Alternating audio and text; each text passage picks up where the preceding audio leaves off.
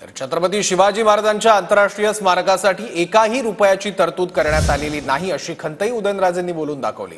अरबी समुद्रात शिवस्मारकाचं भूमिपूजन झालं होतं, त्या भूमिपूजनाचं आपल्यालाही निमंत्रण होतं, याची आठवणही उदयनराजेंनी करून दिली।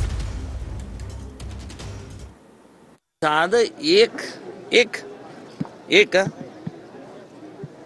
अजूनपर्यंत छत्रपती शिवाजी महाराजांचं आंतरराष्ट्रीय पातळीवरचं एक स्मारकासाठी एक रुपया सुद्धा अजूनपर्यंत ही तरतूद करण्यात आलेली नाही।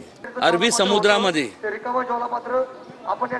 छत्रपती शिवाजी महाराजांचं स्मारक बनवणार अशी घोषणा नाही, तर त्यावेळेस त्याचा भूमिपूजनाचा कार्यक्रम झाला। त्या कार्यक्रमाला मला स्वतःला निमंत्रण होतं।